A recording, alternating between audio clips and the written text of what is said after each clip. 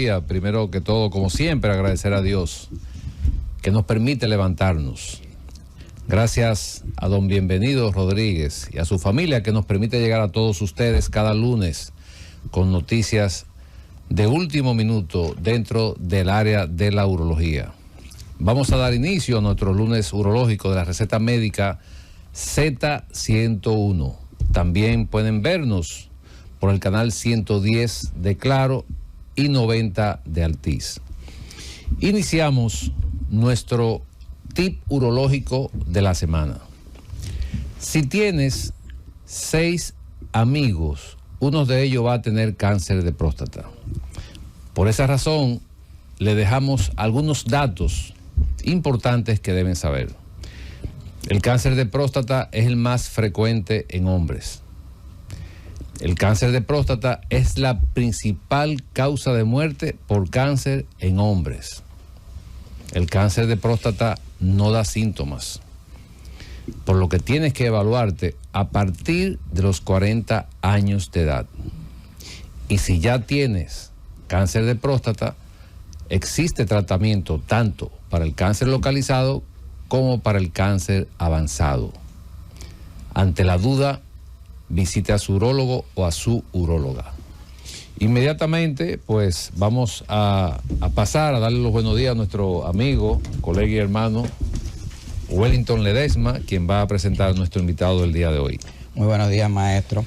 Un saludo para mi hermano Roberto. Saludos, buenos días, sector. Y por supuesto un saludo y un caluroso afecto a todos los que en sus casas nos escuchan. Y bueno, pasamos entonces a presentar a mi querido hermano, cirujano urólogo, doctor José David Paredes. Él nos estará hablando del tratamiento. La semana pasada teníamos al doctor Oscar Reyes hablando de enfermedad litiásica, los cálculos renales, y hoy vamos a hablar de ese tratamiento mínimo invasivo con un especialista en el área. Que no doy tiempo de tratar ese tema, y por eso pues invitamos al doctor José David Paredes para que nos hable de los tratamientos, ¿verdad? Así es, el doctor José David Paredes está en el Centro Metropolitano, eso es en la autopista Duarte, además en la Torre Pereira y en la Abel González de la Independencia. Muy buenos días, querido hermano. Muy buenos días a todos, gracias por esa presentación.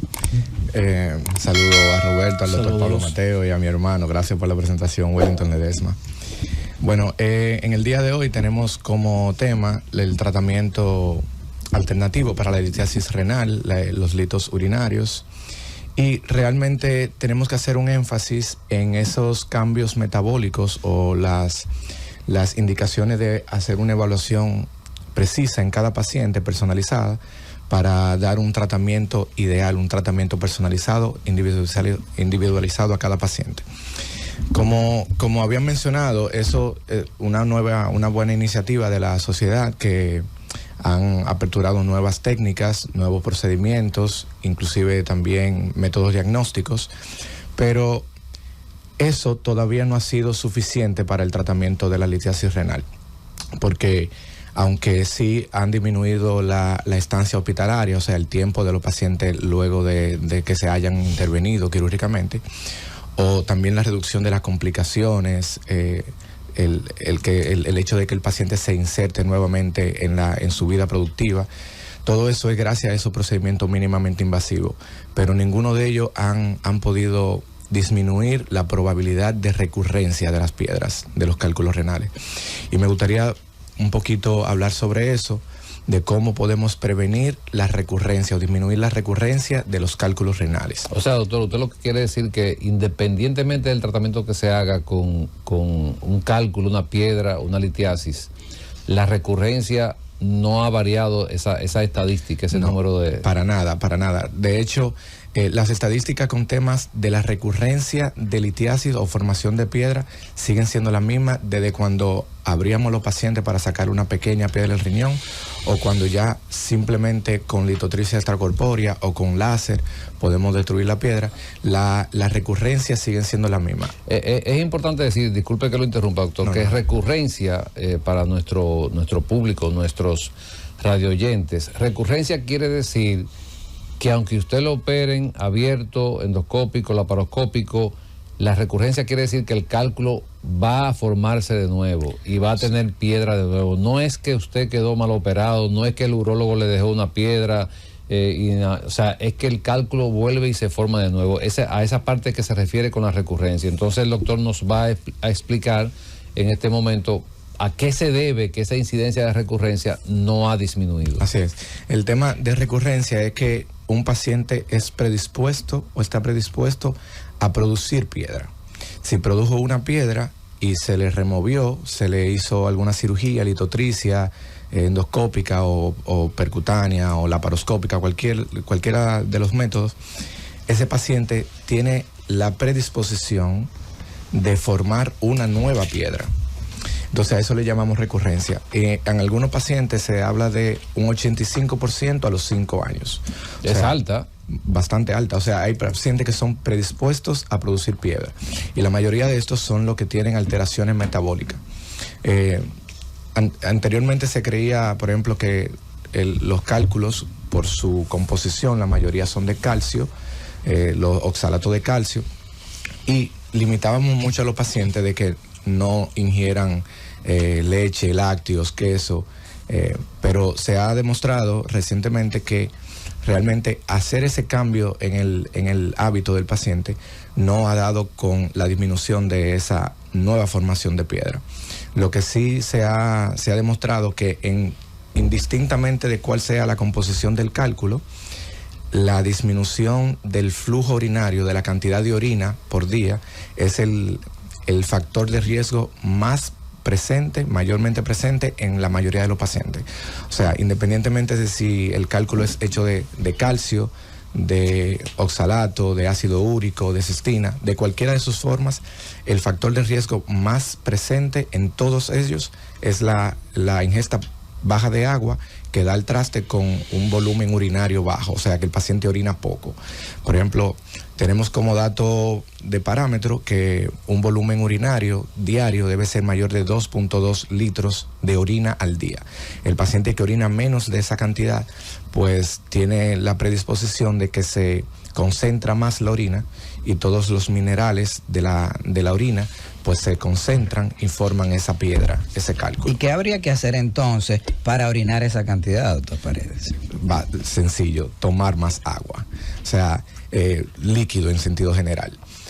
Si nosotros, inclusive hay algunos mitos de pacientes que para poder eliminar una piedra o disminuir el tamaño de una piedra ya existente, pues se toman muchos remedios, mucha botella, muchas cosas que sabemos que dicen por ahí, pero todos dan con aumento de líquido. Si yo me bebo una botella de palo todos los días de 2 litros, no solamente estoy ingiriendo esa composición de esos palos, sino que también estoy ingiriendo líquido. Y por eso el líquido pues diluye más, hace más acuoso, vamos a llamarle así, más líquido la orina, y por tanto los minerales, esos sedimentos, pues se diluyen en ese líquido de la orina y no se forman la piedra. Muy bien. ¿Cuál ha sido la experiencia, doctor, cuando viene en esto de la recurrencia? ¿El paciente incrementa la gravedad por el cálculo que se forma o es menor la gravedad? No tenemos datos de realmente si forman una piedra más grande o más pequeña, solamente la formación de una nueva piedra. Okay. En algunos pacientes que, por ejemplo, formaron una única piedra en toda su vida, eso es bueno hacerle un estudio básico de metabolismo, pero en los pacientes que producen varias piedras en un mismo riñón o piedras en ambos riñones, entonces sí necesitan un estudio metabólico profundo para determinar cuál es el cambio que está produciendo esas piedras.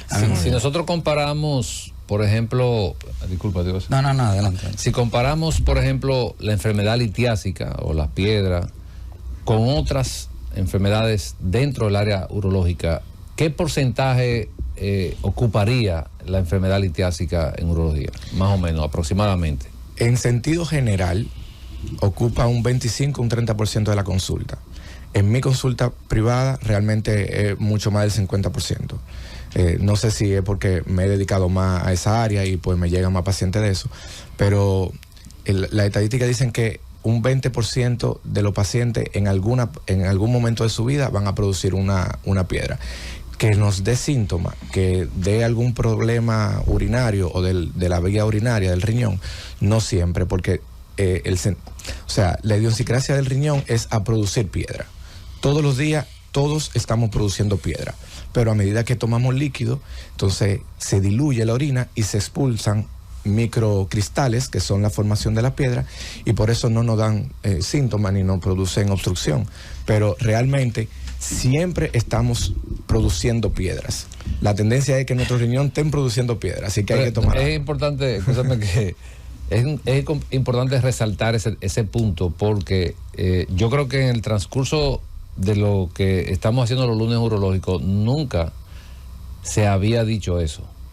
Bueno. O sea, y es importante hacer un paréntesis ahí, hacer énfasis en esa parte de que el riñón está produciendo piedra de manera constante. Claro. Sí. O sea, fíjate que todos los días aprendemos algo nuevo. Y las personas dirán en este momento, ¿cómo va a ser? ¿Yo produzco piedra? Todo el mundo produce piedra todo el tiempo. Piedra. Porque lo que pasa es que en la orina hay sustancias que son favorecedoras para producir piedra, que es básico de que se eliminen esos cristales que nosotros tenemos en nuestro organismo, en la sangre. El riñón lo filtra y lo elimina, digamos el calcio, el ácido úrico, el mismo sodio que está en la sal que comemos. Todos esos cristales se eliminan parcial o por mucho en la orina. Entonces ellos precipitan y se van formando esas piedrecitas pequeñas microscópicas. Está en nosotros si por alguna razón anatómica o metabólica o de poco ingesta de agua se producen más más cristales, más sedimento de esas partículas, entonces se unen y forman la piedra. Entonces está en nosotros tomar mucha agua, por encima de 2.5 litros de agua. Inclusive podemos hacer un cálculo por peso, porque no para todo el mundo es la misma cantidad de agua, pero la ingesta de agua es el factor más protector para la formación de piedra. Sí, yo tenía una pregunta y una intervención más o menos orientada en eso, porque cuando tú nos das el dato, a mí me gusta simplificar las cosas para que en las casas los radioescuchas entiendan más o menos lo que estamos hablando. ¿Yo lo estoy poniendo complicado? No, tú lo estás poniendo perfectamente bien, pero a mí me gusta dar un ejemplo. Si hay 10 personas en una habitación, de esos 10, estadísticamente, esto es lo que tú estás diciendo, 2 o 3 van a formar piedras de un tamaño tan importante que quizás ameriten algún tipo de manejo. Eso es lo que tú nos estás diciendo. Sí, en algún momento de su vida. En algún momento de su vida. Pero estos que ya produjeron la piedra, que era el aclarando que estaba haciendo en la pregunta el doctor Pablo Mateo, de esos, de 10 que ya formaron piedra, en los próximos 5 años, 8 quizás 9 van a volver, si no se dan un seguimiento, a producir cálculo en 5 años. Sí, wow. Así es, si no se hace el estudio metabólico completo, profundo de esos pacientes, la tendencia es que formen otra piedra en un 80% dentro de 5 años. Bueno, vámonos a una pausa. Regreso, continuamos en la receta médica de la Z. Llévatelo, Cundo.